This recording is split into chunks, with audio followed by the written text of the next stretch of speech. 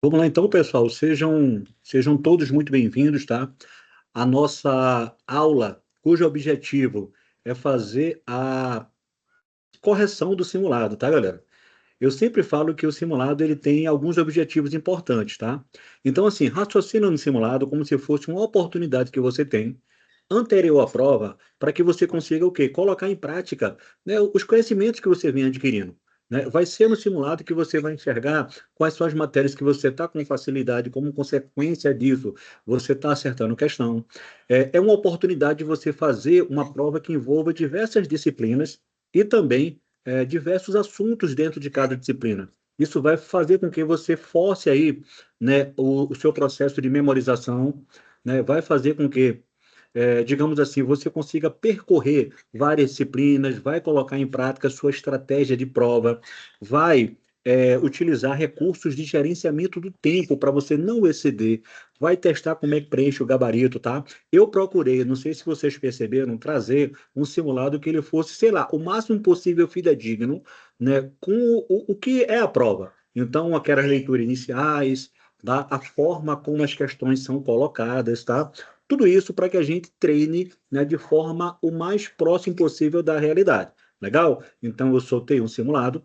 Na terça-feira, né? Eu soltou esse simulado e vocês tiveram um tempo aí para se organizar e fazer. Ah, professor, isso eu não fiz ainda. Não tem problema, tá? Faz o simulado, não assiste a correção, né? E depois volta para identificar, né, o que é que você pode aperfeiçoar no seu processo de estudo, tá? E, e no dia de hoje ele está fazendo a correção. Legal? Se tiver alguma questão que, digamos assim, seja um pouco mais tendenciosa do ponto de vista de discussão, tá, galera? Porque pode ser que tenha uma questão que ela é mais cabulosa, tá? E daí o seguinte, a gente pode complementar essa discussão no nosso grupo, tá? Então a gente faz uma passada, digamos assim, compreendendo mais ou menos o porquê de cada alternativa. E se tiver polêmica, tá? A gente assim não traz a polêmica para a aula, a gente traz a polêmica lá para o grupo, né, para que a gente consiga fluir na aula, tá? Então a gente anota a polêmica, discute a polêmica lá no nosso grupo e a gente, né, conclui essa fase, tá? Rômulo, e se eu fui mal no simulado? Olha, não tem problema. É uma oportunidade de quê? De você, no final de semana, você fazer o quê? Uma análise. Caramba, esse assunto aqui de fato eu não estou lembrando. Esse eu não compreendi bem, como consequência disso, eu quebrei a cara. Aqui eu fui desatencioso, né? Fiz a prova rápida, não li com cuidado e escorreguei. Então, é uma oportunidade de quê? De fazer ajustes, tá? Então, assim, compreenda simulado como oportunidade, né, de que você consiga, sei lá, errar antes da prova, né? E como consequência dos erros, você vai aperfeiçoando, tá? Sem enrolação, galera, vamos partir, tá, para o nosso simulado aqui, para a nossa correção, né? Começando aí na questão um, tá, galera? Que, ao meu ver, é uma questão fácil, tá? Ela começa ali, o sistema operacional permite que os processos, né, sejam executados até o seu término. Então, assim, gerência de processo, né? Processo vai até o final sem que sejam interrompidos, né? Ou seja, nenhum processo preemptivo, né? Por eventos externos. Então, o processo ele vai fluindo, né? De acordo aí com o seu conjunto de instruções. Aí ele fala sobre esse sistema operacional, o que é correto afirmar? Então, aí tem cinco alternativas, quatro vai estar, sei lá, incorreta ou menos correta, e vai ter uma que vai estar mais correta. Né? Então, vamos analisar com calma aí, né, cada uma das alternativas. Tá? Na opção A, ela fala o seguinte, ó, um computador que possua dois sistemas operacionais instalados deve, olha só, olha o termo deve, disponibilizar metade de sua memória RAM para cada um deles. Galera, não faz sentido algum, tá? Então, a distribuição de memória RAM entre os sistemas operacionais vai depender de como eles são configurados e utilizados, tá? Em um cenário, sei lá, de dual boot, né? Você chama um sistema aí, pode chamar um outro sistema operacional, apenas o sistema operacional que é carregado, né, é que ele vai utilizar a memória RAM, tá? Ele pode utilizar, sei lá, toda a memória disponível, parte dela, tá? Em um cenário, por exemplo, de virtualização, a memória RAM, virtualização, né? Na virtualização eu posso ter, sei lá, dois ou mais sistemas meio que operando ao mesmo tempo. Nesse caso, a RAM ela pode ser alocada de forma dinâmica ou estática, tá? Entre o host e aí os sistemas operacionais, né, chamados convidados, tá? Então, alternativa A, bem ruim, tá? Alternativa B, ele fala o seguinte, ó, no gerenciamento de processos de um sistema operacional, os processos ativos, ou seja, aqueles que estão executando, eles podem ter três estados, né? Aí ele fala, podem ter três estados. A gente fala isso durante a aula, que é a definição do Tannenbaum. O Tannenbaum fala, né, que são três estados. Outros autores falam que são mais de três estados, né? Isso está lá no nosso material, logo no início ali, né, da parte, sei lá, de sistemas de computação. Aí ele fala, os estados são execução, pronto e terminado, né? Execução, pronto, terminado, tá? Pessoal, olha só, né? Os processos do sistema operacional, ele pode ter até mais, né? Pode ter novo, ele pode ter wait, né? Esperando, tá? Mas essa opção aí, ela não está muito legal, porque é o seguinte, né? Lá no Tannenbaum, ele fala que são três, mas os três são, ele está pronto, ou ele está executando, ou ele está bloqueado. Legal? Pronto, executando e bloqueado. Tannenbaum. Como outros autores, novo, pronto, novo, pronto, em execução, wait, esperando e terminado. Então, aí, a alternativa para a B estar certa deveria ser pronto, execução e wait, e não terminado. Legal? Então, esse terminado aí tornou a alternativa B errada. Vamos lá. Lá na letra C, ela fala o seguinte, ó, o sistema operacional, ele é composto por uma gama de procedimentos. Pessoal, não é monólogo, tá? Se houver dúvida aí, sinta-se à vontade para, né, levantar a mão, a gente discutir, tá? O sistema operacional, ele é composto por uma gama de procedimentos armazenados. Aí ele fala na CMOS, né, que vem de completa, Maxwell, Ox, semicondutor, né, é uma memóriazinha ali, né, que ajuda o sistema operacional a carregar, né, os firmware, tá? Aí ele continua que são ativados tão logo o computador seja ligado. Pessoal, o CMOS, né, ele armazena a configuração do sistema, né, como as configurações de hardware. Ela não armazena procedimento programado no sistema operacional.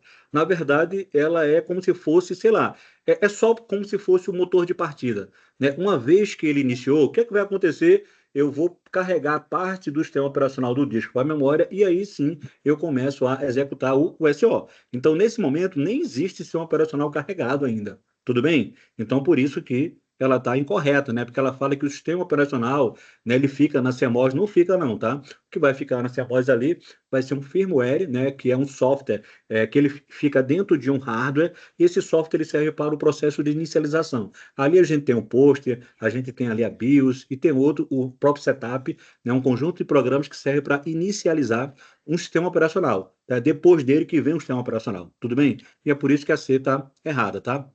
Vamos lá, letra D, ela fala o seguinte: o sistema operacional é composto por uma gama de procedimentos programados armazenados na BIOS, né? Ficou meio que parecida com a letra C, né? A gente já explicou, né? Não é na BIOS, né? Que ele fica armazenado. Na verdade, depois que acontece a BIOS, né? Basic Input Output System. Aí eu vou lá no bootloader e eu faço o carregamento, né? Na trilha zero, no começo ali do disco, e eu carrego ali o programa que ele vai inicializar o sistema operacional. Letra D também está errada. Sobrou letra E, só pode ser ela, tá?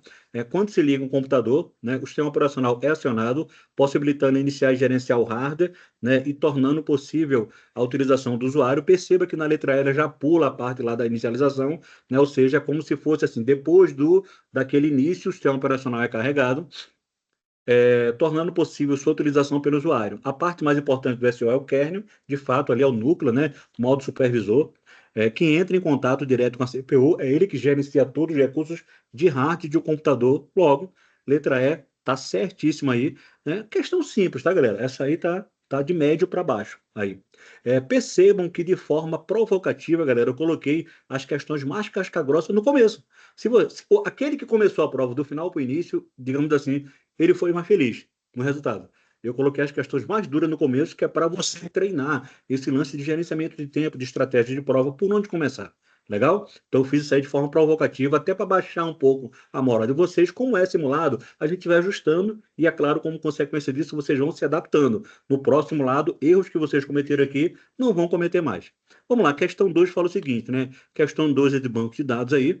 Questão grandona, tá? Os bancos de dados são as principais ferramentas computacionais, né? Aí ele mostra ali três tabelas ali de um modelo relacional, tá? Na verdade, quatro, né? Profissão, tem a chave primária ali, código de profissão, né? Ou seja, dentro da tabela profissão eu tenho um código e tenho uma descrição, código com chave primária.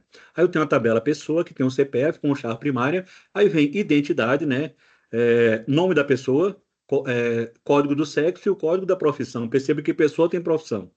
Dependente, ele tem CPF e Ordem dependente tem uma chave primária composta, né? Ou seja, vai ter o CPF ali, provavelmente CPF da pessoa, né? E vai ter ali a ordem do dependente, porque uma pessoa pode ter mais de um dependente. É como se fosse mais ou menos o seguinte, tá? CPF do Rômulo, primeiro dependente. CPF do Rômulo, segundo dependente. Para distinguir um dependente dos demais. Aí vem nome dependente, código sexo. Em seguida vem o sexo, que tem um código e tem a descrição do sexo. E ele continua, com base no modelo, analise as sentenças, né? Questão grande, né? Perceba, trabalhosa no início, né? Primeiro, verificar a profissão da pessoa, né? É possível verificar a profissão da pessoa, né, de um dado dependente? Sim, né? Você vai lá na tabela pessoa, né, e perceba ali que pelo CPF eu sei qual que é, sei lá, o código da profissão, né? E pelo código da profissão eu faço um join com a tabela profissão, né? E eu consigo a descrição da profissão. Legal? Então, assertiva um, tranquila, né? É possível chegar aí, digamos assim, na profissão de uma pessoa. Dois, é possível verificar que profissões são exercidas por pessoa do sexo feminino? Né? Né? Porque assim, perceba que lá em pessoa eu tenho o código do sexo, né? Provavelmente 01 ou M ou F, né? E quando eu sei do código do sexo, eu faço ali uma junção com a tabela profissão, né? E eu consigo, né, através dessa junção, dizer o seguinte: olha, o código de profissão do Rômulo, né, igual ao código de profissão da tabela profissão, eu consigo saber qual que é o sexo da pessoa. Assertiva 2 também está tranquilo, tá?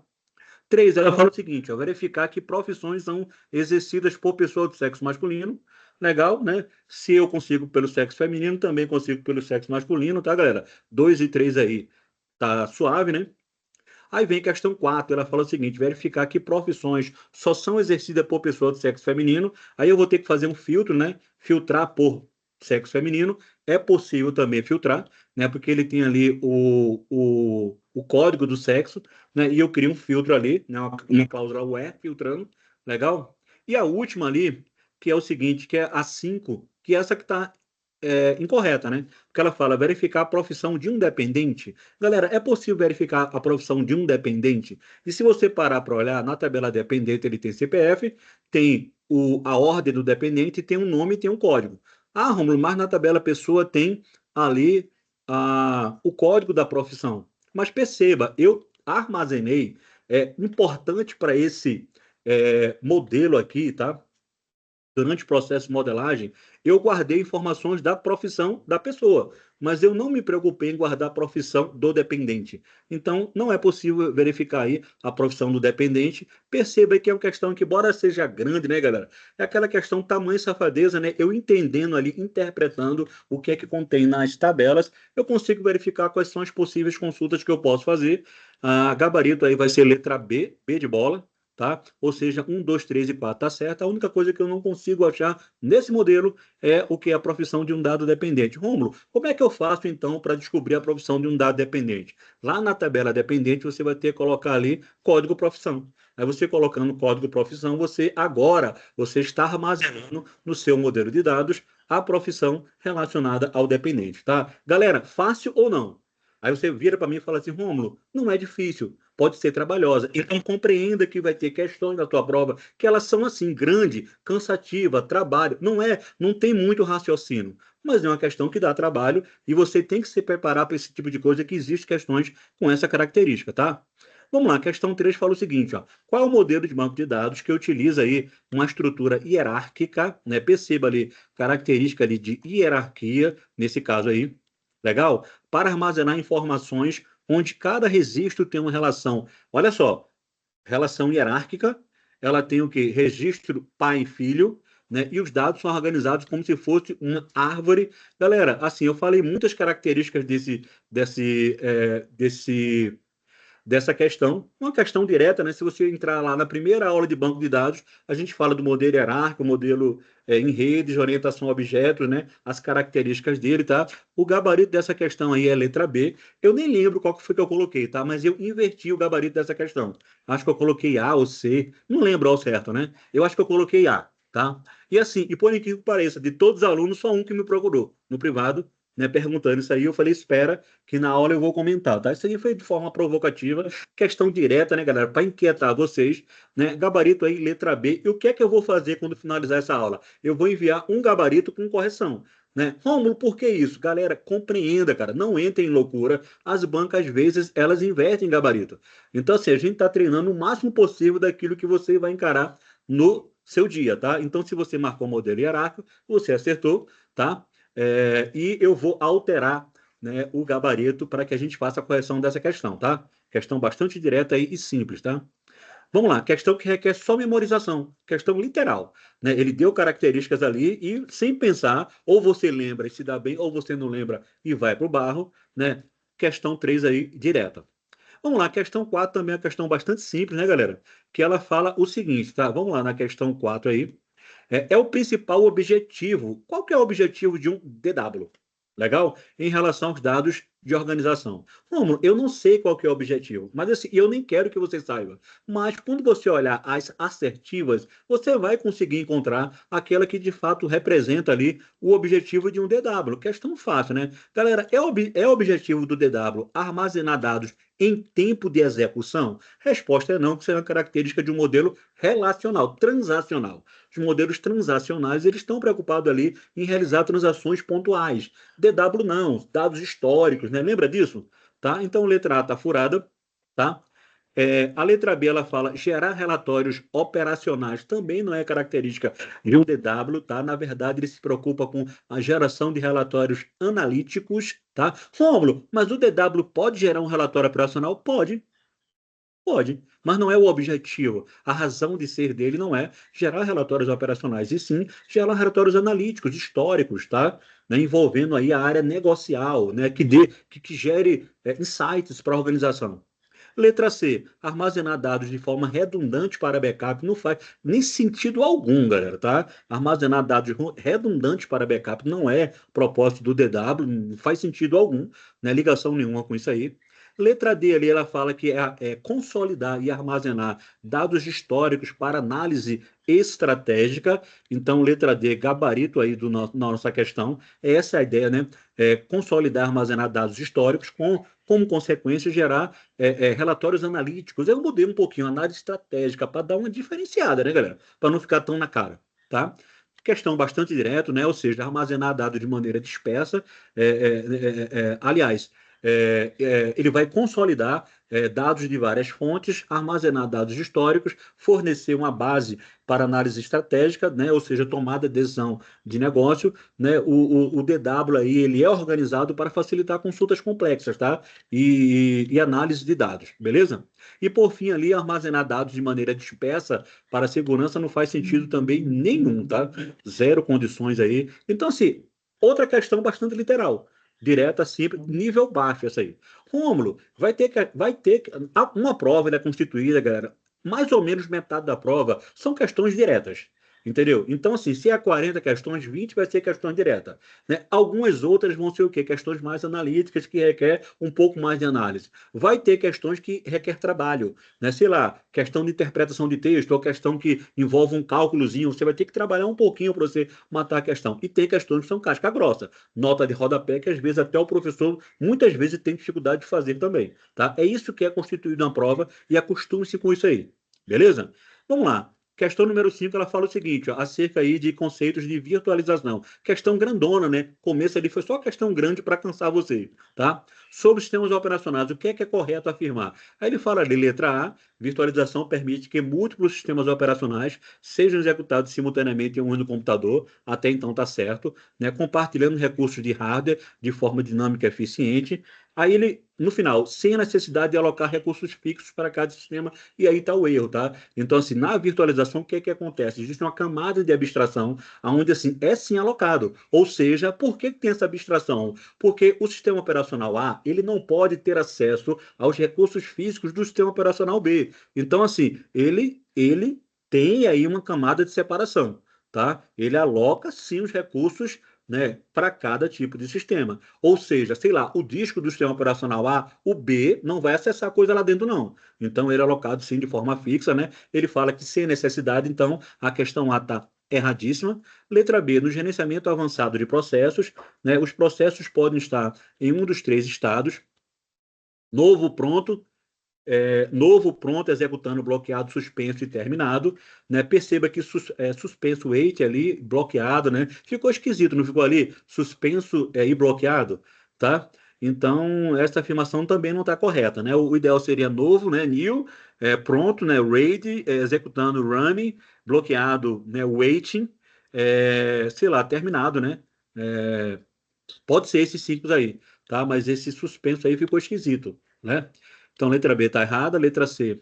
Os processos de inicialização do sistema operacional são armazenados na BIOS, né? Ou o EFI, né? Que é a mais atual, tá, galera? Desde 2019 para cá já é o EFI. Eu coloquei os dois ali, tá, galera? Para vocês se ligarem. Romulo, fica aí o EFI. O cara foi mais atualizado na questão. Mas pode ser que ele ainda coloque BIOS, que é o mais antigo. Vamos lá, que carrega e executa o bootload, no qual, por sua vez, carrega o kernel do sistema operacional na memória principal para iniciar a operação do sistema, tá? Parece tudo certinho, né? Opa, peraí. Qual que é os procedimentos de inicialização do sistema operacional são armazenados na BIOS, que carrega e executa o bootload, o qual, por sua vez, carrega o núcleo do sistema operacional, parte da memória principal, para iniciar as operações do sistema. O que está errado aqui? Carrega, executa. Os procedimentos de iniciação de operação carregados no FI, armazenados na FI, que carrega, executa o bootload. Não é ela que carrega e executa, né? Na verdade, ela localiza o setor mestre. E lá o setor mestre, tá, o qual, por sua vez, carrega o kernel na memória principal para iniciar a operação do sistema. Galera, essa questão aqui, essa questão ela também pode ser considerada como certa, tá? Ela está mais certa do que errada, né? Talvez ali é o único detalhezinho ali que ele fala que carrega e executa o bootload, não é. Na verdade, o que é que ele faz? Ele aponta, ele não carrega, ele só diz assim, olha, vá na posição X, né? E que é a trilha zero, tá? Mas essa questão aqui, ela tá mais correta que certa, tá? Então, assim, fui eu que elaborei isso, já posso falar para vocês que letra C cabe recurso, tá? Cabe recurso aí, uma anulação, né? Elaborar bem um recurso para essa questão, poderia anular ela, né? Dizendo que a letra C também está certa, tá? Vamos lá, letra D. O sistema operacional inclui um conjunto de serviços que facilita a criação, execução e gerenciamento de memória, além dos mecanismos de comunicação interprocessos, sincronização, que são essenciais a múltiplas tarefas, tá? Hum, O sistema operacional inclui um conjunto de serviços, legal, que facilita criar e gerenciar processos, além de mecanismos de comunicação interprocessos e IPC, sincronização, que é essencial ao funcionamento eficiente da multitarefa.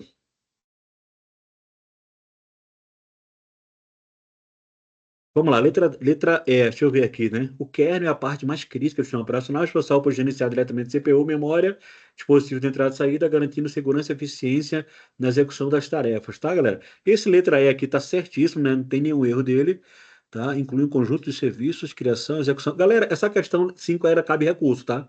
Então, assim, eu vou anular essa questão, tá, galera? Tá? Essa questão aí, letra C está mais certo do que errado, eu diria que muito mais certo. Letra D também está com muita coisa certa ali. O sistema inclui conjunto de serviços que facilita a criação, execução e gestão de processo, além de mecanismos de comunicação entre processo e PC. Ele é do SO, faz sincronização, que é essencial para o funcionamento da programação. Na verdade, ali é o seguinte, essa letra D, no final, ela deu uma escorregada, tá? Os mecanismos de comunicação interprocessos, eles são eficientes para sistemas distribuídos, tá? E não para multitarefa. Então, de fato, ali, né, a D está bem capciosa, mas a C ali, ela está bastante certa, tá? Eu diria que está 99% certa e a E está 100%. Então, essa questão aí cabe recurso, tá? E faz todo sentido anular ela aí. Legal? Vamos lá, questão 6 ela fala o seguinte, tá? Uma técnica comum em sistemas operacionais é gerenciamento de periféricos, ou seja, o SO controlando o dispositivo de entrada e saída, como impressora, né? E ele fala ali a técnica de spooling de impressora, né? E o que é o spooling de impressora, tá, galera? Isso a gente fala bastante, é exaustão no nosso curso, tá?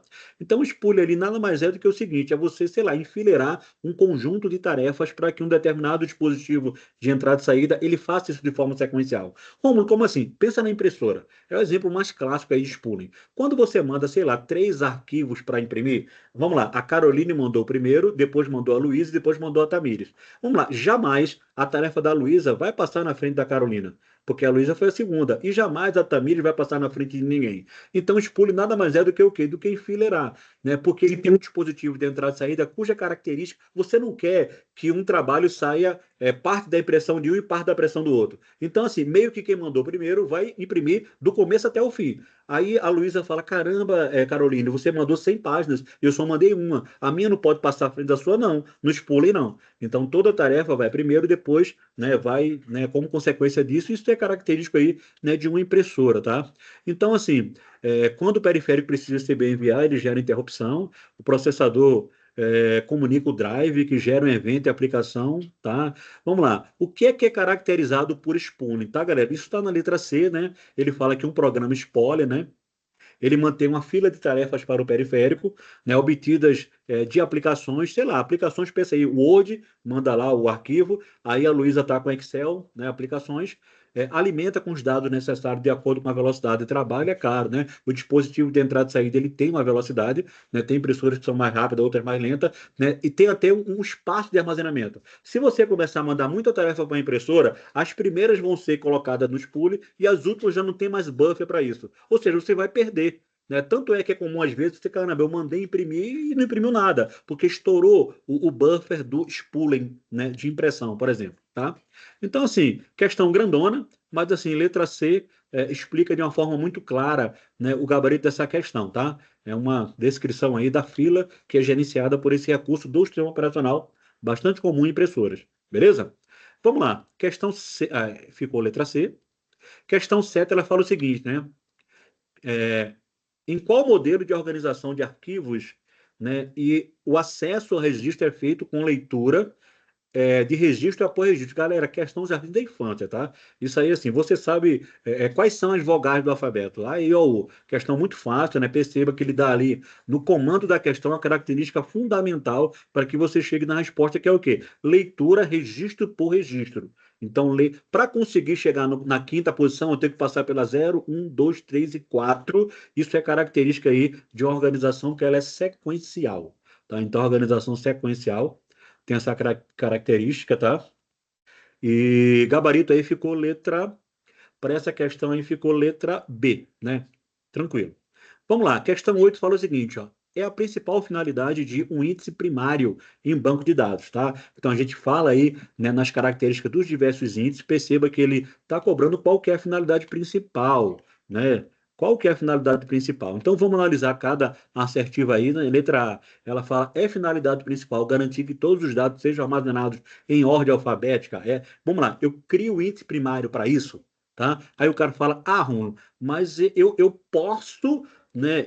Existe a possibilidade de o índice fazer isso aí. Sim, mas não é, digamos assim, o objetivo, né? Não é o objetivo principal, tá? Fazer isso aí. Tá, galera? Embora o índice primário ele possa impor uma ordem específica, tá? Sei lá, uma ordem crescente nos valores da chave primária, a principal finalidade não é essa, tá? Não é manter os dados armazenados, tá? Letra B, ela fala facilitar a criação de consultas complexas, tá? Novamente, tá? Os índices podem ajudar em consultas complexas, tá? Mas a finalidade principal do índice primário é otimizar o acesso à recuperação de registros individuais. Então, eu crio o índice primário para trazer registros individuais de forma eficiente, como, por exemplo, sei lá, um CPF. Legal? Então, é isso que eu quero quando eu crio índices primários. Legal? Então, letra B está furada, letra C, acelerar o processo de exclusão de registros, também não é a finalidade principal dele, tá? Letra D, manter uma cópia de backup, né? Zero condições aí, né? E, por fim, agilizar a busca e recuperação de registros, melhorando a eficiência da consulta. De fato, aí, essa está a melhor de todas, tá? Então, a principal finalidade é essa, tá? Organizar os registros de modo que eu consiga trazer eles de forma mais rápida. Então, é para isso que eu crio né, o índice primário, está melhorando aí de forma significativa a eficiência das consultas e a recuperação dos dados. Então, perceba no comando da questão. Às vezes, o aluno pergunta assim para mim, Rômulo, é, é, por que que a letra A está errada? Eu digo, meu amigo, olha só, esse tipo de questão não é se está certo ou errado, é você associar o que está se perguntando a uma resposta. Então, às vezes, uma alternativa ela está certa, mas ela não tem associação com aquilo que está perguntando. E é importante que você compreenda essa distinção, tá? Existem muitas questões que é ligue o que eu pergunto com a resposta. Não é assim, verifique o que é que está certo e o que é que está errado. Existe alternativa até que está certa, mas que ela não tem referência com aquilo que está perguntado, tá? Então, a principal finalidade do índice é agilizar a busca, tá? E recuperação dos registros, o que melhora aí a eficiência das consultas, legal? Esse é o principal, tá? Vamos lá. Questão 8, letra E. Questão 9, né? Ele sobre DW, tá? Sobre DW, julgue os itens que se segue e aponte o correto. Então, tem várias alternativas. É o tipo de questão que ele vai exigir que você passe por todas. Rômulo, tem muito isso? Bastante na VUNESP. Então, ele dá um comando que não fala muita coisa e ele obriga que você passe por todas as questões. Treine isso, porque isso aí rouba tempo na prova, tá? Então, vamos lá. Letra A, um DW é uma coleção de dados orientados por assuntos. A gente fala isso aí, por assuntos. Eles são integrados, ok, né? Eles são variáveis ao longo do tempo, mudam ao longo do tempo, por isso que você tira snapshot, né? Eles são não voláteis, legal? Não voláteis, né? Não modifica. Você vai, né? Existem circunstâncias que você pode reconstruir o passado, mas não é comum no DW. Utilizado para dar suporte ao processo de tomar decisão. Como tem muita coisa certa aí, então assim, né? Letra A tá certinha, tá, galera? Então aí eu vou desafiar vocês a para que a gente ganhe tempo, né, a verificar o erro de cada alternativa da B até a E, tá? Para a gente ganhar tempo, tá? Ah, Romulo, mas eu queria discutir um pouco mais a questão 9. A gente vai lá para o grupo e discute, né? E eu posso explicar para você o que é que está errado em cada uma dessas, tá? Para a gente ganhar tempo, tá, galera? Para ser um pouco mais otimizado aqui na nossa revisão, mas não significa que para por aqui, compreenda isso, tá? Então a ideia é, Romulo, eu queria discutir mais uma questão lá que ainda pintou dúvida. Então a gente vai ter a oportunidade, né? Essa aqui é mais para a gente gravar e, sei lá, e publicar para os alunos conseguirem pelo menos ter a ideia mínima, mas a discussão não para por aqui. A gente tem um grupo para que a gente, né, consiga compreender cada nuance dessa, tá? Como são 40 questões, eu não quero detalhar nesse primeiro contato, senão a gente acaba meia-noite essa aula. E assim, a finalidade dela não é para ser tão detalhada, né? É para ter uma visão geral da correção e depois a gente detalha, né, ao longo das nossas discussões para que vocês evoluam, tá? Então, essa aí ficou letra A. Vamos lá. Outro tipo de questão que eu quero que vocês compreendam, né? Existem questões dessa natureza na prova, que ele coloca lá um conjunto de sentenças e quer que você aponte verdadeira e falsa entre elas. Isso é comum na VUNESP, tá, galera? Então, assim, meio que treine questões assim. Na sua prova, eu posso afirmar que vai ter algumas questões com essa característica aqui, tá, galera? Para você entender a dinâmica da coisa. Analise as afirmativas sobre a execução de múltiplos processos e threads, ou seja, tá? Sistema multitarefa e sistema thread. E analise V como verdadeira e F como falsa. E você vai ter que analisar sentença por sentença, tá? Então vamos lá. A primeira fala o seguinte ali, ó. Processo, né? Cadê? Os processos são considerados mais pesados que thread porque pode realizar operações de entrada e saída. Galera, processo é mais pesado que thread ou não? É. Né? E ele é mais pesado porque ele pode realizar a operação de entrada e saída. Isso significa o seguinte, que você excluiu da thread a possibilidade de fazer a operação de saída. Questão capciosa, cara. Ele fala uma verdade no começo para te encantar, né? Processo é mais pesado que thread, porque thread é um processo leve. Aí o aluno, caramba, vai lá e verdadeiro, né? Mas no final ele fala pode realizar operações de entrada e saída. Então é falso, né? Não é por esse motivo. O processo é mais pesado porque ele tem uma estrutura de dados, né? Aonde ele carrega muitas coisas, tá, galera? Né? Um processo vai ter o quê? Vai ter um espaço de endereçamento, um processo vai ter lá um contexto, né? Com um conjunto de coisas. E isso torna ele mais pesado. A thread não. A thread meio que usa isso aí do processo. Por isso que era mais leve, tá? Então, de cara, a primeira tá falsa. Se a primeira tá falsa, né, galera? Já cheguei o que ali? Já elimino um monte, não elimino? Né? Ou seja, só pode ser quem? Só pode ser B e só pode ser D. Se eu souber a segunda, matei a questão, né? Tem muita coisa assim, tá, galera? Vamos lá, segunda, uma troca de contexto, né, entre thread de um mesmo processo, trocar, né, entre thread, ou seja, o sistema multithread é mais leve que uma troca de contexto entre processos. Galera, não tem nem o que discutir isso aí, tá? Isso aí é verdadeiro gigantemente, né? Primeiro falso, segundo verdadeiro, já cheguei na alternativa, né? Matei. No dia da prova, matei, né? A questão aqui, né, condição normal de temperatura e pressão, vamos entender as demais, tá? Comunicação interprocesso, processo um trocando ideia com outro processo diferente, né? Utilizado na transmissão de mensagem, tem desempenho superior, né, à comunicação utilizando memória compartilhada, tá? Galera, essa questão aí é difícil de entender, tá?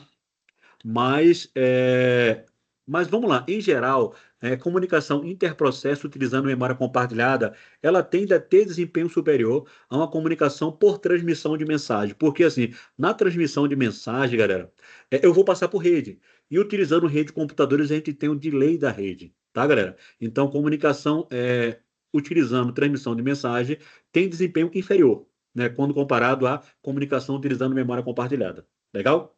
Vocês entenderem aí, né, o porquê que está falso ali. E, por fim, uma razão para utilizar threads em vez de processos na computação paralela é facilitar o compartilhamento de memória, né? Não só isso, tá?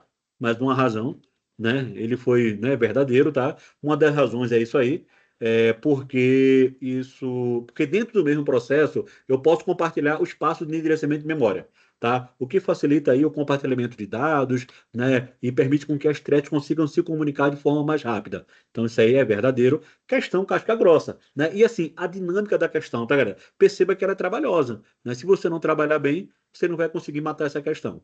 Vamos lá. Questão 11. O modelo hierárquico, novamente esse modelo hierárquico, né, de banco de dados, organiza dados com uma coleção de registros conectados por meio de ligações, onde cada registro é uma coleção de campos e cada campo contém um único valor. Né? Uma de suas propriedades estabelece que, aí vamos lá, característica de um banco de dados hierárquico. Como? Por que tu faz assim? É o método que eu tenho já, galera, para facilitar o comando da questão. Eu leio o comando e explico ele de forma menor. O que é que ele quer? Ele quer característica, uma característica presente no modelo hierárquico. Não ficou mais fácil? Então, busque nas alternativas uma característica relacionada ao modelo hierárquico. E você consegue chegar na sua resposta de forma mais rápida, tá? Então, vamos lá, letra A. Há um tipo de registro chamado raiz, legal? Que não assume o papel de filho em nenhuma relação com o pai. Então, assim, por mais que seja esdrúxulo, isso aí tá certo, cara. O modelo raiz, ele não vai assumir o papel de filho, né, com relação ao pai. Isso tá certo. Né? Uma mulher estranha, no modelo hierarquia, né, há sempre o registro raiz que ele não vai ser filho de ninguém, porque ele é o próprio pai de tudo. Tá, galera? É isso que ele quis dizer aí. Questão assim estranha, né? Às vezes tem isso aí, tá? E se você não treinar a questão dessa natureza, você pode quebrar a cara, tá? Vamos lá. Letra B. Todo registro participa como registro filho, não em todo, né? A gente acabou de ver que o A, ele elimina isso aí. Letra C. Um registro pode ter o papel de pai em exatamente uma relação de pai e filho, falso, tá? No Deraraco, um registro pai, ele pode ser pai de múltiplos registros filhos, né? Pode ser pai de múltiplos. Né? Letra D, um registro tem um papel de pai em somente uma relação pai-filho chamado folha. Falso, né? Registro folha é um registro que ele não tem filhos. Então, a característica do folha é que ele é o último e não tem filhos, tá? E por fim, letra E, todo registro participa como registro pai. Está dizendo que todo registro participa como registro pai, né? Isso aí tá falso porque tem ali as folhas, né? Que não é pai de ninguém, tá? Legal? Então perceba aí que é uma questão aí envolvendo característica do modelo hierárquico. Como isso cai em prova? Pega os 5 últimos anos que tu vê que pelo menos as duas questões cobrou, né? Algo envolvendo hierárquico, modelo em rede, que é velho, desatualizado, mas cai, né? A banca gosta disso aí. Vamos lá, letra A. Questão 12 fala o seguinte: ó, em banco de dados distribuídos, tá? Existe ali o conceito de fragmentação horizontal, fragmentação vertical, né, que são técnicas aplicadas para dividir os dados entre nós, tá? Então vamos lá, questão grandona. Letra A. Fragmentação horizontal é uma técnica que divide as tabelas em várias partições horizontais, cada uma contendo diferentes atributos. Fragmentação vertical é a técnica que divide as tabelas em várias partições verticais, mantendo os mesmos atributos em cada partição. Galera, a descrição de fragmentação horizontal, ela está errada, né? Porque na fragmentação horizontal divide por registros e não por atributos, tá? Né? Por tuplas, né? E não por atributos. Né? Letra B, fragmentação horizontal é uma técnica que divide várias partições, cada uma contendo diferentes registros, beleza? Né? Fragmentação vertical é uma técnica que divide tabelas mantendo os mesmos registros na partição, mantendo os mesmos registros na partição. Opa, peraí, deixa eu olhar direitinho. Fragmentação horizontal, uma técnica de dividir tabelas em várias partições, beleza. Fragmentação vertical, uma técnica de dividir tabelas em várias partições verticais, mantendo o mesmo registro de cada partição. Galera, isso aqui tá certo, né? Peraí, fragmentação horizontal, uma técnica de dividir tabelas em várias partições, mantendo o mesmo registro. Fragmentação vertical, uma técnica de dividir tabelas em várias partições, mantendo o registro dentro da mesma partição. Esse final ela tá errado. É a técnica que divide as tabelas em várias partições. Ficou esquisito isso aí, né? Na verdade, os registros, né, em diversas partições, tá? Ficou esquisito. Letra C, fragmentação horizontal, uma técnica que divide as tabelas em várias partições horizontais. Tá, deixa eu ver qual que é. Acerta aí a E, né? Galera, assim, eu vou acelerar, tá? Senão a gente vai gastar muito tempo aí analisando. Vamos lá, vamos dar uma olhada nessa E aí, fragmentação horizontal. É uma técnica que divide a tabela em várias partições horizontais, né? Mantendo os mesmos atributos dentro da partição, tudo bem, tá certinho aí. Fragmentação vertical é uma técnica que divide a tabela em várias partições, separando diversos atributos em partição. Isso aí está correto, tá, galera? Isso aí está lá no nosso material, tá, pessoal? Então tem o extrato aí do material com essa questão. Eu diria que assim, essa questão ela está extremamente difícil, né? Muito difícil mesmo, nível hard aí, para você conseguir distinguir essas duas, tá? Peguei pesado demais nessa questão. Questão 13. Essa não é da minha disciplina, tá, galera? Então, assim, perdão se eu não conseguir explicar tudo com detalhe, tá? Vamos lá. Qual é a principal vantagem de uma árvore AVL, né? Que é aquela árvore balanceada, lembra disso? Árvore que ela procura, né, fazer operações aí, rotações para fazer o balanceamento quando ela insere ou quando remove registro, né? E ela faz uma comparação com a árvore binária de busca, tá? Qual que é a vantagem do AVL com relação à árvore binária de busca, tá? Vamos lá. Letra A, uma árvore AVL ocupa menos espaço em memória, tá? Galera, isso não é verdade, tá? A AVL ela pode ocupar um pouco mais de espaço em memória, devido principalmente ao armazenamento adicional de informações que estão voltadas para fazer o balanceamento, né? O simples fato dela balancear já faz com que ela ocupe mais posições de memória. Letra B, uma árvore AVL é mais rápida para inserir nós, tá? Galera, inserir nós numa árvore AVL é mais lento, também pelo fato dela fazer as rotações necessárias para ela se ajustar. Acaba sendo mais lento. Letra C, uma árvore AVL mantém o balanceamento automático, garantindo a altura logarítmica, tá? Essa aí tá certíssimo, tá, galera? A ideia dela é essa, tá? Gente, quatro operações que fazem isso, né? Lembrar aí de muito tempo, né? Rotação simples à esquerda, rotação simples à direita, rotação dupla esquerda-direita, rotação dupla direita-esquerda. Ainda lembro disso, galera, há mais de 20 anos, né? Que eu concluí o meu segundo grau, mas ainda lembro, né, dessas operações aí, né, da árvore AVL, tá? Letra D, uma árvore VL requer menos comparações para encontro de elementos. Isso aí tá errado também, tá? Essa não é a principal vantagem. E letra E, uma árvore VL suporta mais operações de inserção simultânea, tá? Não tem vantagens específicas em inserção simultânea, não, tá? Então, essa não é a característica que define uma da outra. De fato, o que é o fato dela garantir o balanceamento automático, que é o próprio conceito de AVL, tá, galera? Letra C, de casa aí, o gabarito. Considere as alternativas a seguir sobre computação em nuvem. Essa é minha disciplina, tá? Vamos lá, computação em nuvem aí. Ele fala, o modelo de infraestrutura fornece recursos computacionais básicos, como máquinas virtuais, está certo, armazenamento em rede, permitindo maior controle sobre o ambiente de TI, tá? Maior controle sobre o ambiente de TI, né? Na verdade, não, né? Então, assim, você ter o modelo de infraestrutura não significa que você tenha mais controle, porque essas tarefas elas são destinadas àquele que oferece o serviço. Então, muito pelo contrário, você não tem mais controle sobre o ambiente, não, tá?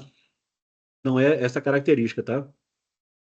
A computação em nuvem elimina a necessidade de segurança, elimina a necessidade de segurança. Eu acho que não precisa nem é, continuar, tá, galera? Elimina, não tem segurança, né? Então não faz sentido algum. Letra B. Letra C, no modelo de plataforma como serviço, né? Paz, o usuário tem controle completo da infraestrutura, erradíssimo, tá? Então, assim, em nenhum modelo o usuário tem controle completo de nada, tá? Então essas coisas são oferecidas pelo provedor de serviço, né? O usuário, ele adquire uma nuvem para ele não se preocupar em, sei lá, ter o controle sobre. Rômulo, vai ser o usuário que vai trocar um disco? Não, em nenhum tipo de modelo. Vai ser o usuário que vai fazer backup? Não, o que vai fazer isso aí é o provedor. É por isso que ele não tem maior controle sobre nada, né? Ele se preocupa com outras coisas, né? E o provedor da nuvem que se preocupa com esses detalhes. Legal? Né? Pensa como se fosse mais ou menos o seguinte, tá? Eu compro uma nuvem que é o Google Drive. Eu compro o Google Drive, o espaço, o storage na nuvem. Cara, vocês acham que eu estou preocupado com se o disco vai queimar ou não? Né? Minha preocupação não é essa, é usar e reclamar se tiver ruim. Então, se cabe ao provedor, né, ele se preocupar com relação ao backup daquilo que eu guardo, porque assim, se tiver algum problema, eu vou recorrer à nuvem para dizer, olha, cadê a imagem que eu guardei aqui e que não está armazenada? E o disco que queimou? Será que o disco não queima? Então ele está lá trocando e fazendo recuperação das informações. Então não é o cliente que faz isso, quem faz isso é o provedor da nuvem. Legal? Aí vem ali letra D, a escalabilidade, que é a capacidade de crescer, oferecida pela computação em nuvem, permite que vários recursos sejam alocados dinamicamente, está certinho, né, o que pode resultar em custos mais baixos e maior eficiência operacional quando comparado, faltou aí, né, quando comparado a você criar um próprio data center na sua organização, tá? Letra D está certíssimo aí, né, gabarito da questão, tá? Letra E, a adoção da computação em nuvem garante alta disponibilidade de serviços, independente do provedor escolhido, já que todos os provedores têm infraestrutura redundante, né, galera? Então você já pode perceber que é uma característica comum, né? Mas assim, todos têm, né? Você não pode afirmar, tá? Então, aquele tipo de questão que, pela lógica, você já consegue eliminar ela de forma suave, tá? Vamos lá, questão 15, super difícil essa questão, tá, galera? Questão difícil, tá? Envolve aí, né, um pouquinho aí de Assembler, que tem uma instrução em Assembler, e envolve conhecimento sobre aí técnicas de endereçamento, ou seja, como que o processador vai buscar ou guardar informações na memória né, e os tipos de endereçamento que são feitos, tá?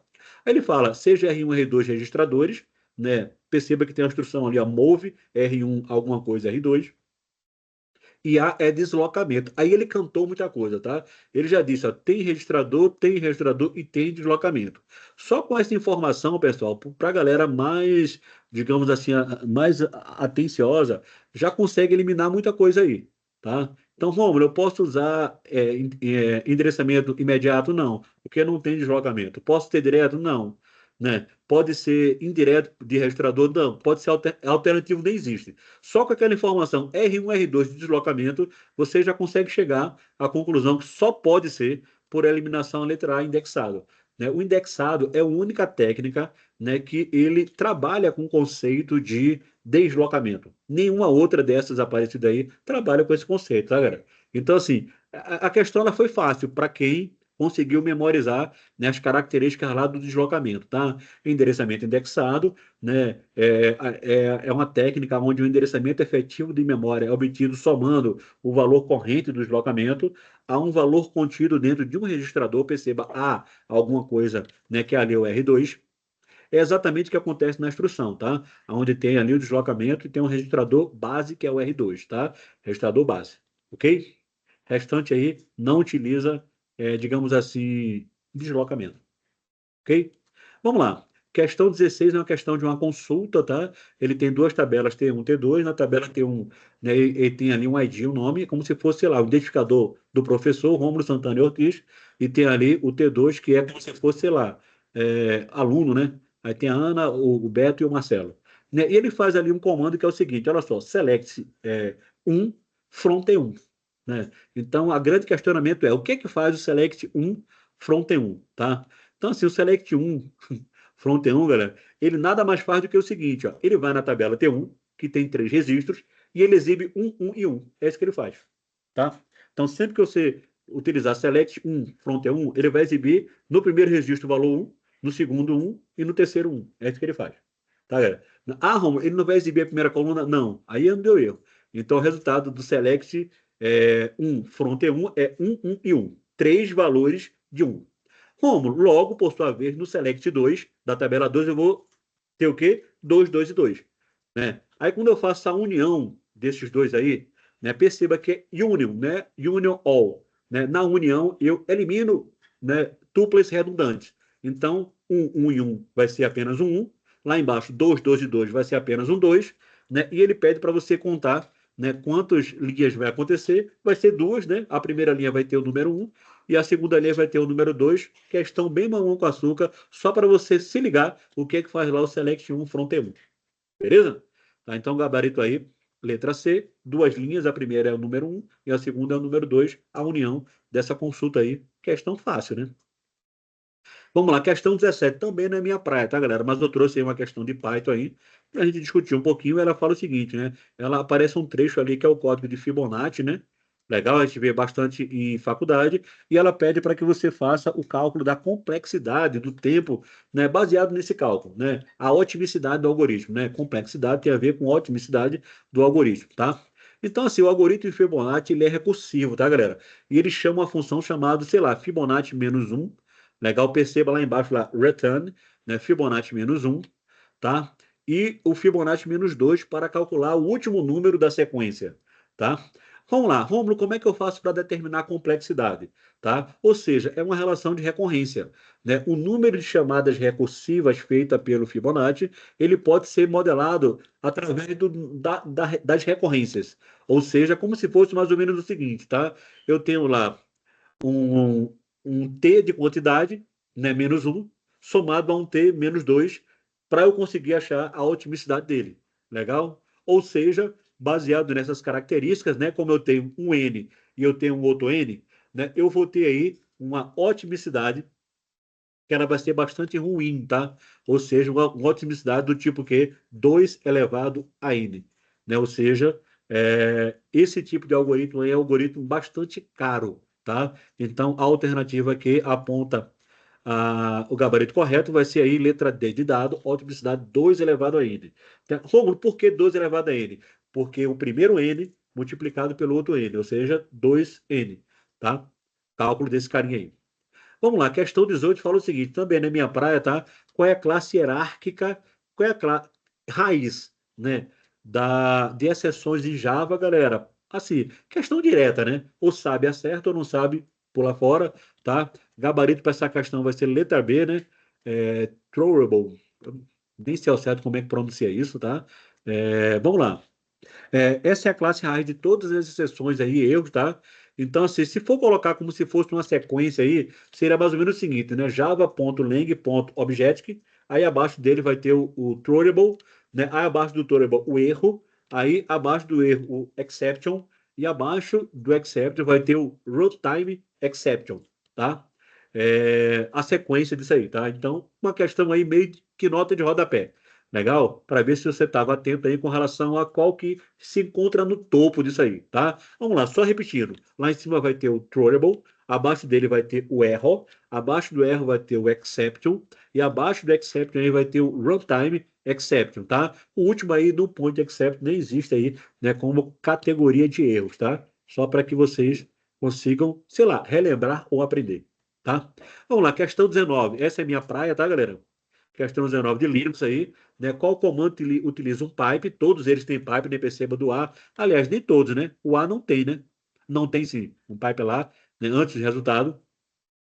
Para enviar a saída do comando ls, lembrando que o comando ls ele lista alguma coisa, né? O menos "-l" vem de longo, ou seja, apresenta as características no formato longo, como entrada para o comando grep txt e redireciona, galera, palavra aqui importante, ó, redireciona a saída para um arquivo chamado resultado. Então vai ter lá, né, um sinal de maior apontando ali para resultados, que é o símbolo, tá? Só para a gente lembrar, ls-l lista os arquivos do diretório atual no formato longo. O pipe, ele envia a saída de um comando anterior para o próximo comando, né? O grep, ele faz o quê? Ele filtra. O grep filtra, né, as entradas recebidas mostrando apenas as linhas que contêm algo. É como se fosse uma busca dentro de um arquivo. Faz uma busca dentro do arquivo, é o que faz o grep, né? E para redirecionar, galera, aí dá para eliminar muita coisa, tá? Porque percebam, né? Ele fala redirecionar. Então, letra A não pode ser que o pipe fica no final, letra B não pode ser porque está o símbolo contrário do redirecionamento, C não pode, aí fica ali entre letra D e letra E, os dois utilizam redirecionamento, só que no letra D ele está redirecionando para o grep, ou seja, totalmente errado, né? Então, o que é que ele faz? Lista. Depois que ele lista de forma longa, ele envia o resultado do listar para dentro do grep.txt, ou seja, guarda tudo ali dentro, e depois ele redireciona para os resultados conforme está no comando da questão, né? Gabarito letra E, questão nível médio para difícil, tá? Vamos lá, questão 20, né? Eu acho que eu já estou consumindo bastante tempo, eu queria ser mais rápido, tá? A partir de agora, eu acho que as questões já ficam mais rápidas, tá, galera? Porque são questões menorzinhas. Eu cansei você no começo, tá? Na representação binária denominada complemento de 2, tá? Num código de 8 bits, perceba que tem que ter 8, né? Todos têm 8 aí, né? A resposta, todos têm 8 bits, um byte no final. Aí, como é que é o menos 4? Então, assim, galera, questão bem difícil, né? Aliás, bem fácil, né? É só você pegar, gerar o 4, não é isso? Você vai gerar o 4 ali, que o 4 é o quê? O 4 vai ser 001, legal? 001 vai ser o 4, né? Em complemento de 2, o resto tudo zero. E o que é que você faz? Enquanto zero eu repito, o primeiro um eu repito e o resto eu inverto. Tá? Eu não tenho material aqui, mas seria como se fosse assim: 4 positivos, 0, 0, 1 e 5, 0. Como é que eu faço para gerar o complemento de 2? O primeiro 0 continua, o segundo continua, o primeiro 1 continua, e depois do primeiro 1, os 5 0 que tem eu gero 5 1. Então é uma questão que dá até para fazer de cabeça, tá, galera? Então aí, gabarito letra B, tá? Perceba ali, ó. O 4 aí se repetiu e depois ali eu inverti todos os uns. Ah, mas eu gosto de fazer fazendo o complemento de 1, depois o complemento de 2. Aí você faz do jeito que você achar melhor, tá? Eu acho que esse exemplo, inclusive, está lá no nosso material, né? Só a título de curiosidade, tá? Vamos lá, questão 21. O comando chmod, né? Change mode, né? Muda os modos, modifica o conjunto de permissões de arquivos e diretórios. Qual que é a saída aqui? Galera, essa questão é difícil, tá? Se você não estiver atento, você perde a questão. Porque perceba que ele começa ali, ó, change mode, aí ele começa no user, no dono. Aí o que é que ele faz no dono? Ele adiciona R, né? E adiciona W. R tem valor 4 e W tem valor 2. Então, assim, o U vai ficar com 6. Né? Read é 4, write, escrever é 2, X de executar é 1. Então, assim, o U vai ficar com 6. Aí, em seguida, ele faz a mesma coisa para o grupo. G é de group, groups. Né? Ou seja, o grupo vai ficar com 4 mais 2, 6. Só que no final, ao invés de ele mexer é, lá no final, ele pega o A, tá, galera? Aí aqui que vem o pulo do gato, tá? Porque o correto seria, o mais comum seria ele usar o O, que é o alters, mas ele usa o A, que é o todos, né? E o todos envolve o user, envolve o G, envolve o alter, outros. Então, o que é que ele faz ali com todos? Né? Ou seja, alter não tem nada, tá zero. Né? Por enquanto tá 6, 6 e 0. Aí ele fala: agora que você fez isso, pega todos eles e remove o W, ou seja, remove 2, ou seja, do U ele vai tirar 2, de 6 vai virar 4, do G ele vai tirar 2, de 6 vai virar 4, e no O, alter, né, outros, e não ao todos, ele vai tirar também o W que já não tinha. Então, assim, perceba que essa questão aí, ela é bem capciosa, né, galera? Então, ela vai ter como resultado aí o valor 440. Não questão difícil, né? Se você não antenasse lá no A, fosse no modo automático, acharia que o A corresponderia ao outer e poderia chegar numa conclusão da letra D, 660. Legal? Né? Questão aí que gera uma certa confusãozinha. Só para vocês relembrar, né, como é que significa aí as permissões do usuário. Vamos lá, questão 22. Você está desenvolvendo uma aplicação, galera, questão também que não é minha, tá? Implementei essa questão aí, dei uma papeirada no livro, implementei. Né? Você está desenvolvendo uma aplicação web utilizando Java e precisa garantir que apenas o usuário logado, possa acessar determinadas páginas restritas do sistema. Além disso, você deseja armazenar algumas informações do usuário logado para personalizar a experiência, né? Então perceba que ele dá duas características, tá? Ou seja, apenas usuário logado pode acessar o sistema, ou seja, característica de autenticação e sessão. Além disso, deseja armazenar informações do usuário, né? Ou seja, característica de armazenamento de informação do usuário, tá, galera? E ele pergunta qual que é a abordagem mais adequada para implementar isso, né? Ou seja, a letra A já está a resposta, né? Implementar um sistema de autenticação. Lá em cima ele fala autenticar e um sistema de controle de versão, né? Utilizando aí servlets e JSP, tá? Então vamos lá, autenticação e sessão. Utilizando Servlet e JSP é possível implementar mecanismos que são mais robustos de autenticação. Isso garante aí, né, que apenas usuários que são autenticados eles consigam acessar as páginas. Isso pode ser feito aí através de sessão HTTP, onde as informações podem ser autenticadas aí e verificadas dentro de cada requisição que é feita, né? E eu também posso aí utilizar armazenamento de informações do usuário, ou seja, com as sessões é possível armazenar informações personalizadas de cada usuário, né? E utilizar para melhorar a experiência do usuário durante aí, o processo de navegação, tá? Então perceba aí que a alternativa aqui, né, responde essa pergunta, está na letra A, e eu vou deixar para vocês o trabalho aí para fazer a pesquisa de B a E. Romulo, se eu não entender, joga lá no grupo que a gente vai explicar cada uma dessas aí. E se eu tiver dificuldade, eu chamo o professor de disciplina para ele me ajudar a explicar isso aí, tá, galera? Né? Entenda que essa pegada reta final é a gente ajustar os parafusos para que vocês consigam melhor evoluir. Vamos lá, outra questão que não é minha, né, galera? Mas é preciso treinar, questão em C++, que ela envolve o seguinte, ó, considere o código em C++, tá? É uma declaração de variável do tipo inteira, né? X, ele declara o X como inteiro e já faz uma atribuição igual a 5, ou seja, o valor contido dentro de X é 5. Em seguida ali tem um ponteiro, não é isso aí? Né? Me lembra aí, nossa, essa aí faz direto do túnel do tempo, né? Ele declara um ponteiro, né? Que é aquele símbolo ali de asterisco chamado PTR, né? De ponteiro, né? E ele, além de declarar o ponteiro, ele armazena o conteúdo, né? Armazena o endereço, né? Armazena o endereço, tá? Da variável x, não é isso? O ponteiro armazena o endereço da variável x, legal? E por fim ele tem lá o std, né? Que é outra variável, né? Que imprime, né? Ou seja, dois pontos, cout, né? Ou seja, imprime o valor apontado pelo ponteiro, que é armazenado em x, tá? Ou seja, cout, que é o que? A saída, né? A saída. E ele pergunta qual que é o resultado dessa operação aí, né? Vamos lá, galera. X recebe 5. O operador ele acessa o valor armazenado pelo ponteiro e executa o valor do código. Galera, para mim, o resultado 5 aí, tá, galera? Nada pode ser diferente de 5, 5, né? A questão foi até besta essa aí, né, galera? Qual o resultado executado? O seguinte, né? Perceba que o STD ali, né, que é a saída, né? A saída padrão, ele vai receber o conteúdo contido dentro do ponteiro, né? Então, olha só como foi a jogada. Declarou uma variável chamada x e fez a atribuição do valor a ela assim. Depois, declarou um ponteiro, ou seja, ponteiro é endereço. E ele falou o seguinte, ó, esse endereço aqui ó, tem um valor de, sei lá, XPTO, o endereço que referencia a X. Ou seja, o ponteiro, ele armazena a posição de memória, e essa posição de memória tem o conteúdo, que é o valor 5.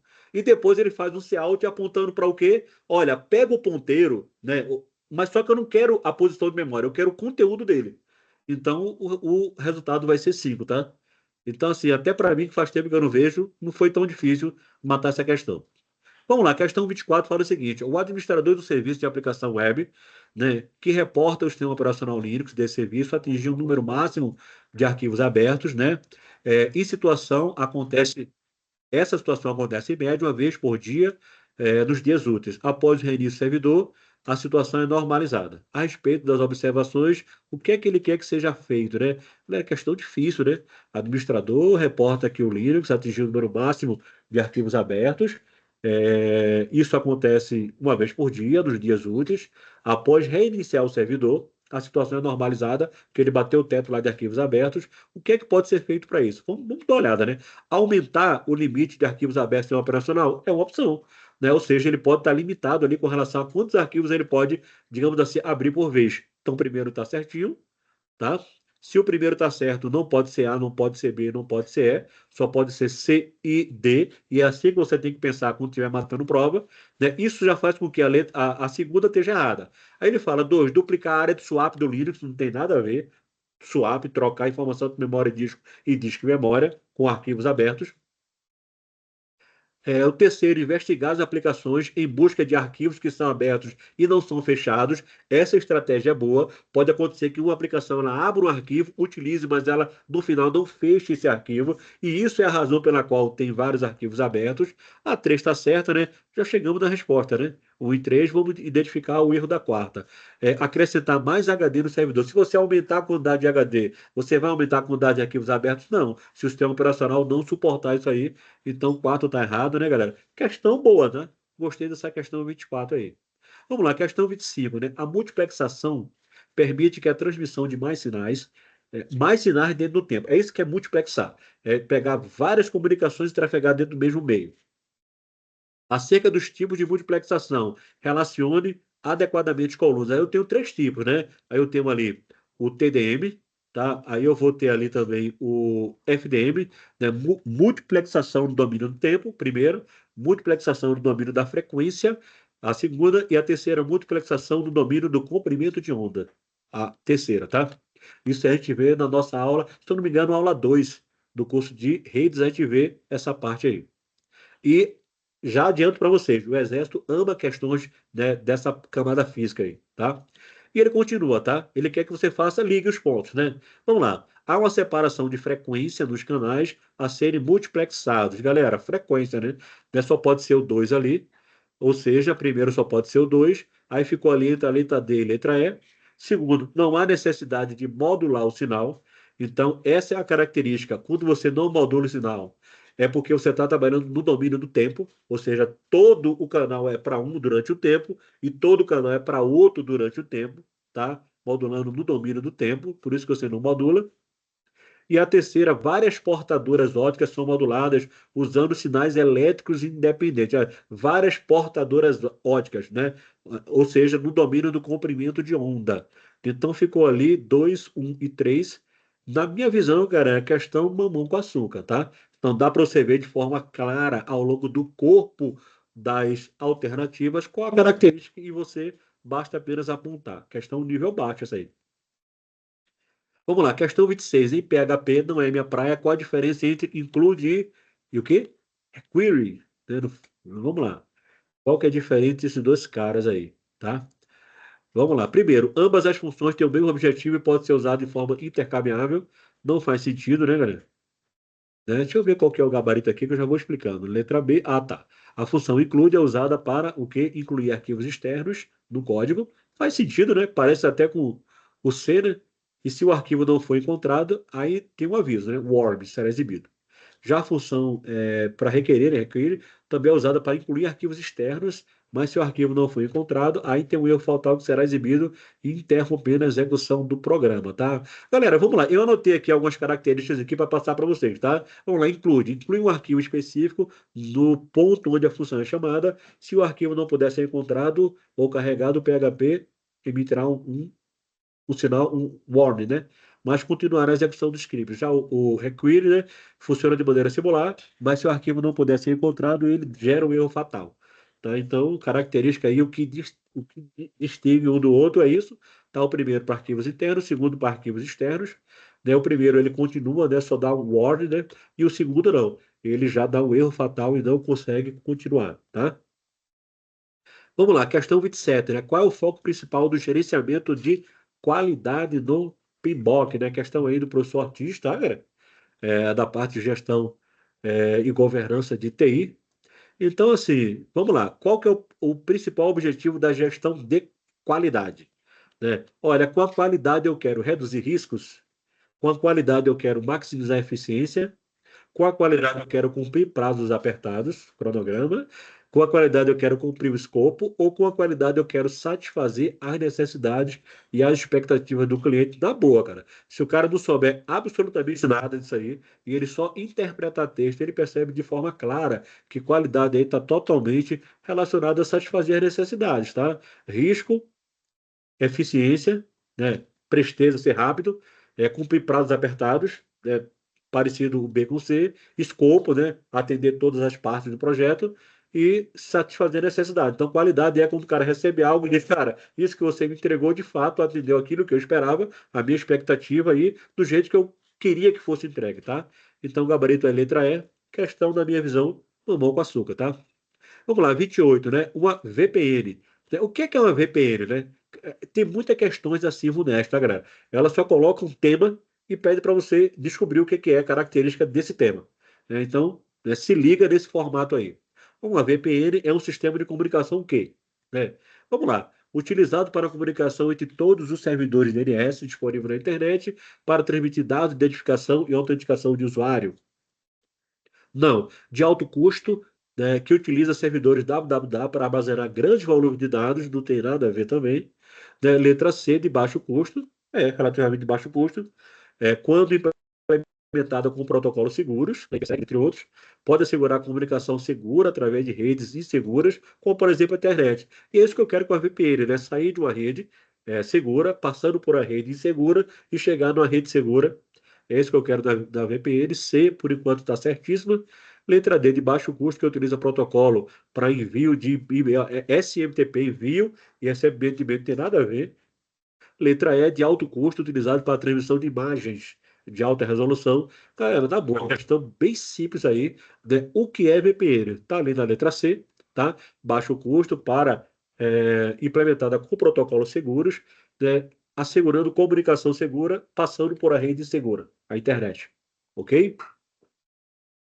Vamos lá, questão 29 fala o seguinte: a topologia. Galera, questão topologia, eu digo assim, ó, é obrigação acertar, tá? Cair na sua prova, que é muito fácil, né, galera? Tá lá no nosso material, são, se eu não me engano, 2 slides que a gente fala sobre todas as topologias mais importantes. Ele fala topologia física, tá? Do jeito que você vê, é a maneira pela qual a rede é organizada baseada na geometria, né, em relação com todos os enlaces, os links. A topologia que apresenta um custo proibitivo. Custo proibitivo é o seguinte, cara, se aumentar muito a quantidade de nós, já não faz sentido continuar. O custo proibitivo, em razão da quantidade excessiva de cabeamento, muito cabo vai utilizar e muitas portas vai ter que ligar. Galera, a única rede que faz isso é uma rede onde não tem elementos de interconexão de rede. Não tem switch, não tem hub, tá? Hub hoje praticamente desusa, né? Do ponto de vista corporativo. Mas assim, a ausência de switch vai fazer com que cada nó consiga se comunicar com cada nó. Aí você pega, sei lá, uma rede com 1.000 computadores. Eu vou ter que ter pelo menos na minha máquina 999 ligações para ligar com todos eles, né? Que é chamada a rede full mesh ou rede malha, tá? Então essa rede ela é bastante proibitiva em relação à quantidade de portas que vai ter que ter e a quantidade de enlace, links, né? Cabeamento que você vai ter que ter para isso aí. Então, questão uma das mais fáceis até agora, letra A, né? Rômulo, qual é outro nome que poderia vir? Malha. Poderia vir full mesh também, ok? Vamos lá, questão 30 é aí do professor Ortiz, tá? Eu acho que essa questão está até um pouco desatualizada, tá, galera? Mas como estava no edital, o que é que eu fiz? Né, trouxe uma questão para que a gente treinasse. Vai que, tá? Vamos lá, de acordo com a instrução normativa, né?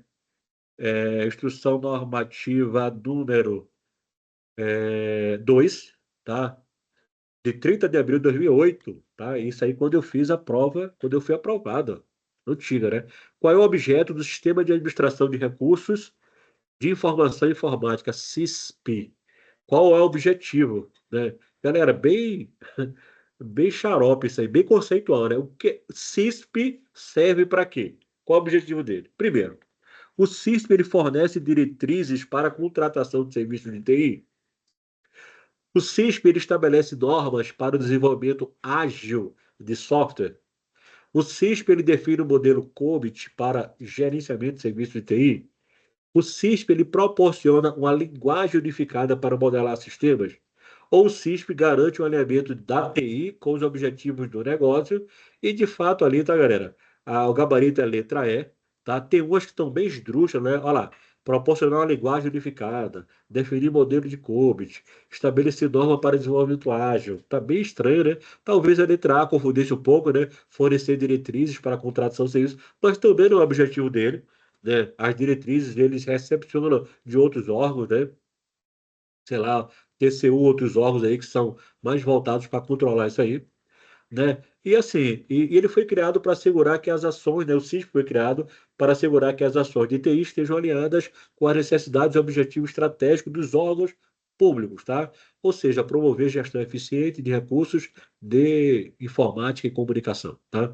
Então, questão bem suave, né? Eu prometo que nas próximas provas eu vou apertar um pouco mais, que eu vou dar uma acionada nos outros professores para ele trazer coisas mais complexas aí para a gente treinar mais. Vamos lá, questão 31. quem é responsável por priorizar, tá?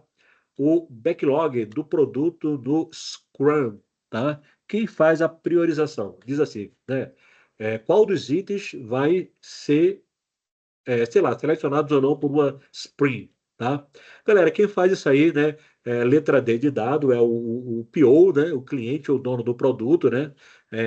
Do framework Scrum, o PO, tá? Ele é responsável por gerenciar o produto backlog, né? O backlog do produto, né? Ou seja, é ele que vai incluir, ele vai priorizar os itens, tá? Ou seja, quais são histórias, quais são funcionalidades, quais são os defeitos, né? De acordo aí com o valor que eles agregam ao produto, né? E as necessidades do cliente, tá? O PO, ele toma decisões sobre a ordem dos itens do backlog para garantir que a equipe de desenvolvimento ela trabalhe, né, nas funcionalidades que são mais importantes, ou seja, sei lá, acho que tem mais valor primeiro, né? Letra D aí, o PO, tá? Vamos lá, questão 32, já estamos quase chegando no final, tá, galera? O requisito independência de dados, opa, isso aí é da minha matéria, é considerado importante em SGBD. Por que que um SGBD ele tem que ter independência de dados, tá? Isso aqui está lá naquele modelo em três esquemas, né? ANSYS Spark, eles falam sobre isso, né? Para vocês relembrarem, tá? Por que que o requisito de independência é importante? Vamos lá. Ele é importante porque, letra A, reduz o impacto no ambiente de produção, como temos a necessidade de mudar a estrutura de dados. É essa a ideia mesmo, tá, galera? Então, assim, a ideia é o seguinte, cara, é que quando eu vou mudar o armazenamento, né, essa mudança de armazenamento, ela sofra o mínimo possível de impacto, tá? A independência de dados, pessoal, refere-se aí à capacidade de modificar a estrutura de armazenamento de dados ou estrutura lógica sem afetar a aplicação que utiliza esses dados aí que estão compartilhados. Isso significa que alterações que são feitas na forma como os dados são armazenados fisicamente pode ser feita sem necessidade de alterar os programas de aplicação, ou seja, reduz o impacto das mudanças, o que facilita, sei lá, a manutenção e facilita a evolução dos sistemas. Beleza?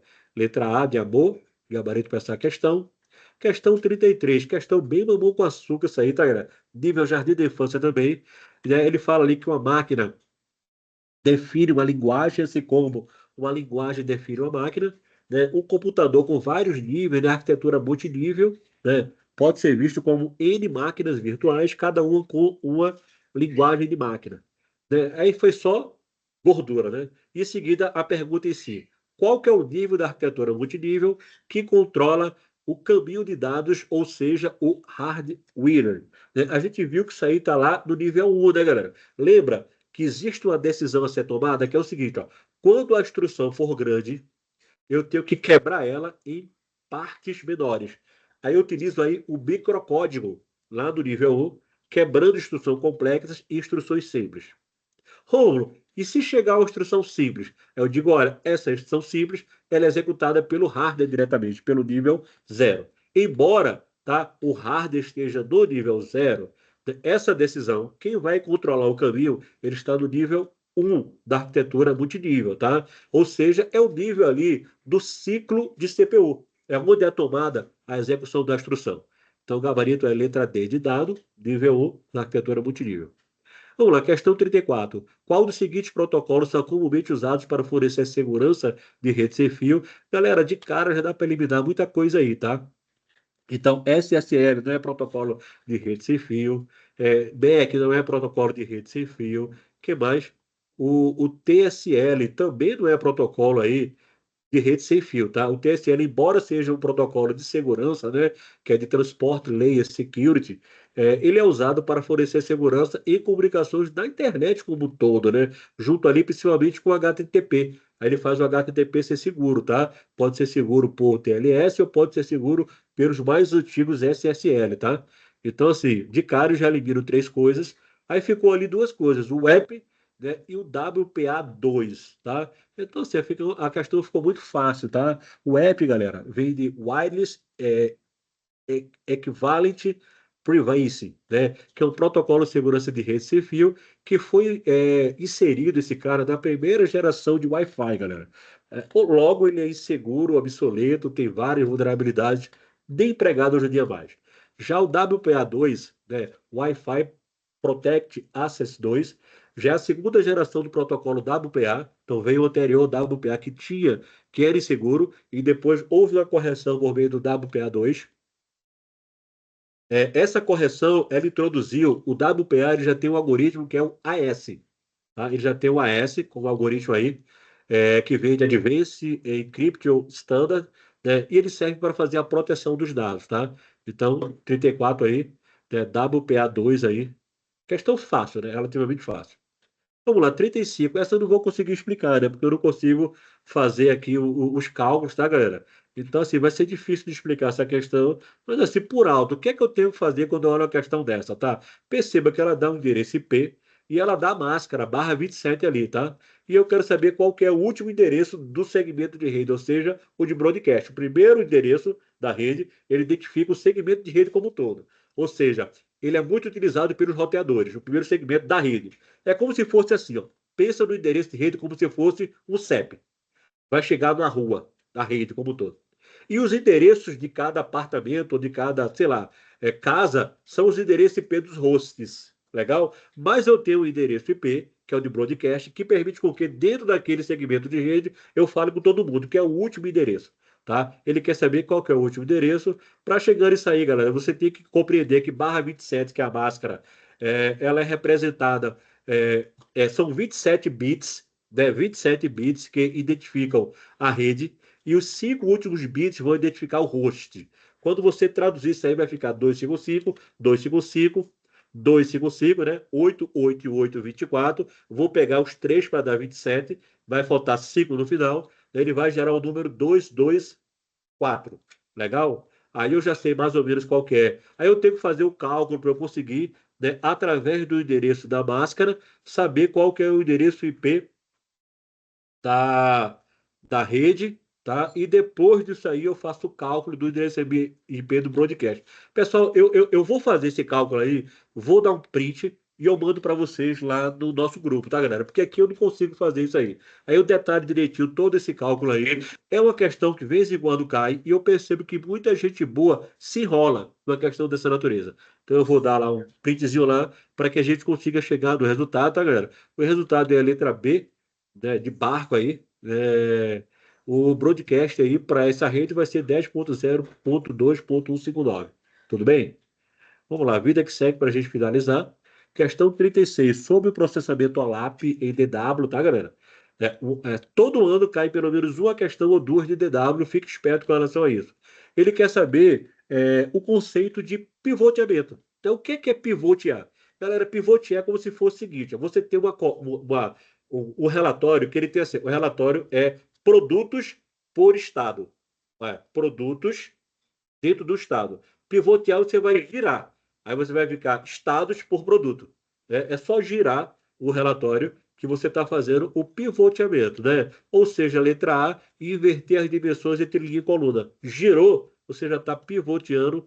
Questão mamão com açúcar. Fácil, tá? Rômulo, além do pivoteamento, tem o quê? Tem outros mais, tá? Drill down, drill up, drill across.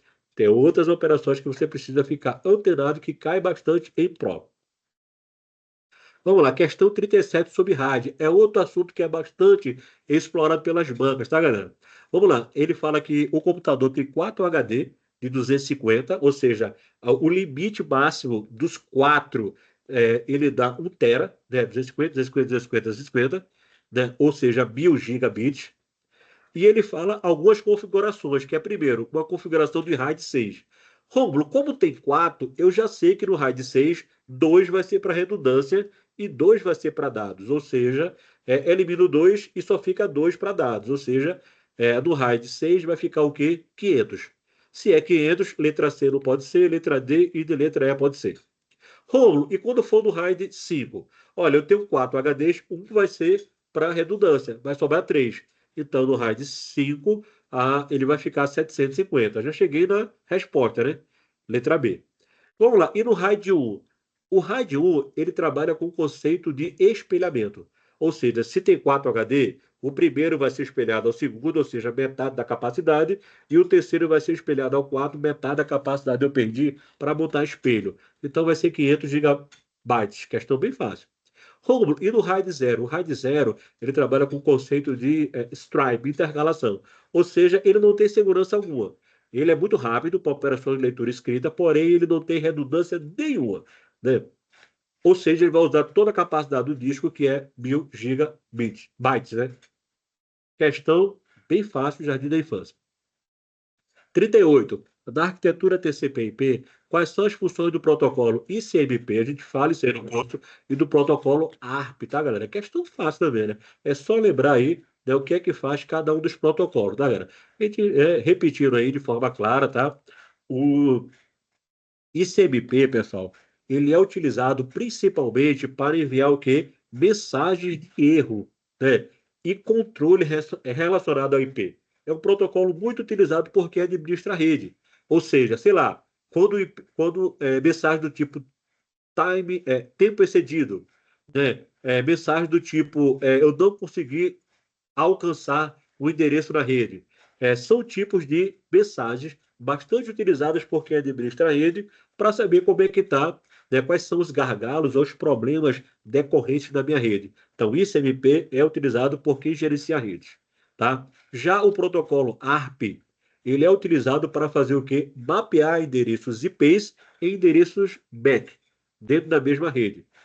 Quando o dispositivo precisa se comunicar com outro dentro da mesma rede, né, ele não usa IP, ele vai usar o quê? O MAC. Aí o ARP ele serve para descobrir os endereços MAC que são correspondentes aos endereços IP. Legal?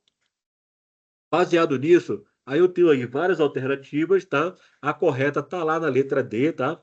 Né? O ICMP é utilizado para enviar mensagem de erro, né? Aí tem lá tempo excedido ou não consegui encontrar um destino, né? Destino inalcançado. Enquanto o RAP é utilizado para resolver IP e endereços MAC. Né? Percebe que o ARP faz isso. IP vira MAC.